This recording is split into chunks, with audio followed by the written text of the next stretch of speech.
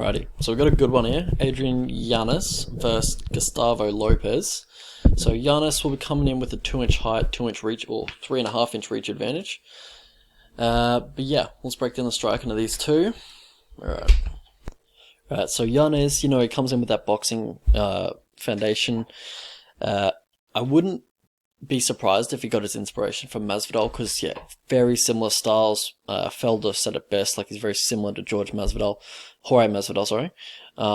So I absolutely wouldn't be surprised if he got inspiration from Masvidal. I'm not sure if he'll admit it, but very similar styles. But yeah, also Jorge's striking defense is much better, but that's neither here nor there.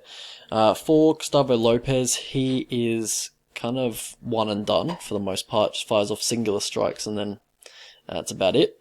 But for Yanez, he will keep his hands low in the pocket, but he's got very good head movement. He's got good vision in the pocket as well. That kind of saves him, so he doesn't get hit too often. But yeah, so also when he does, keep those hands low, baits his opponents in, and then he can look for those counters. One of his best counter punches is the slip 2-3. It's very nice. And a few things Yanez likes to do at distance is that he likes to keep the pressure on. He likes to keep his opponent pretty much near the fence behind the 2 octagon lines. When his opponent starts covering up, he will sit down on his 2.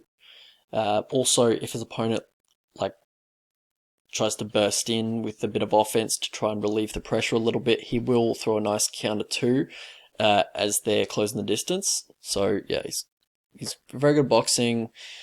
And quick hands as well, and decent power as well for a 135er. Pretty sure that's what these guys are. For Gustavo Lopez, he will, burst in with a left hook. Doesn't set anything up with a jab or anything, but he'll burst in with a left hook, and then if he has success with that, he'll follow it up with another left hook or a straight right. So yeah, basically his favorite combination I'd say is the 2-3 or the 3-2. But a lot of the time, he'll just leave it with the left hook. As I said before, yeah, one done, mostly. But yeah.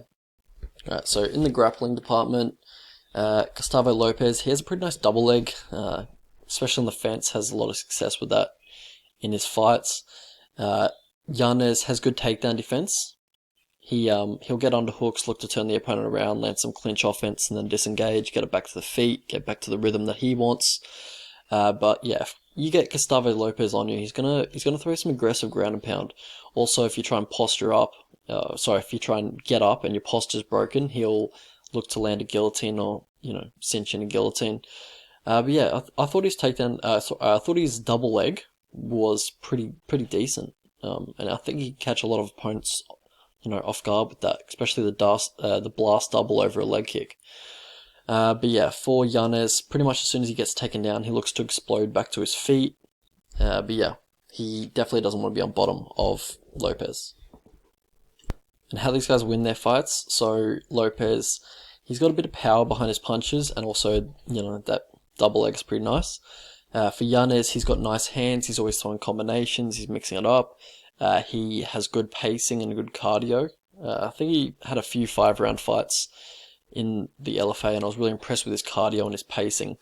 He can take a while to heat up just because he's getting his reads, he's getting his range early, but after that, yeah, he really lets his hands go. Also, yeah, good takedown defense and good get-ups, in my opinion. Haven't had too much of a sample size to go off recently, in his recent fights, but yeah, seems to be improving every fight. So how these guys lose their fights, so Gustavo Lopez, I think his record is a little bit deceiving. I think he's a better fighter than his record. Kind of, when you look at it, you kind of get a certain opinion of it, but I think he's better than his record indicates. He can slow after 1.5 rounds though. His movement kind of slows, his range management gets kind of fades a little bit, and he can get tagged in range. He's got a good chin, but you don't want to take too many shots in range from Yanez. For Yanez, he can be controlled in the clinch. He kind of lets opponents stall on takedown attempts, pretty much how Miles Johns won their fight.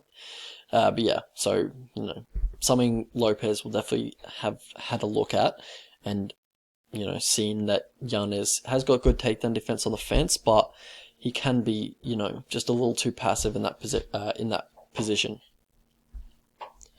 Also, his heavy boxing style, flicks at the jab every so often, so he kind of has that forward lean because he's looking to close distance very quickly, so he is kind of susceptible to leg kicks. But yeah, Lopez doesn't tend to throw many leg kicks. But yeah. Alright, so past the victory for these two. For Yanez, look to put the pressure on, try to back him up against the fence so he can't really step back and then blast for that double leg. He would have to go from a compromised position if he wants to, attempt that double leg at all. But also, if he's going to throw any naked leg kicks, look for the straight right over the top. Just make him not want to throw leg kicks. But yeah, generally just your usual game. Just in there, boxing it up, pressure on, stuff the takedowns, keep it on the feet. For Gustavo Lopez, definitely use your wrestling, get your wrestling boots on for this one. 2-3 after Yanez throws a combo, because, his initial head movement is very good in the pocket, but, it's those second and third punches that will catch him with those hands low. But yeah, Lopez isn't too much of a combination thrower, or a combination striker, I should say. So yeah, I'm not sure if he's going to do it, but 2-3 and then a 2 again, or a 1-2-3, something like that. Try and get him with those second and third strikes. Also, start fast, in my opinion. Just try and blitz him, try and get him uncomfortable into a takedown early. I think that's your best bet, honestly, because, yeah, obviously he has the cardio advantage. He likely has the stand-up advantage. Once he gets the rhythm, it's not going to be pretty.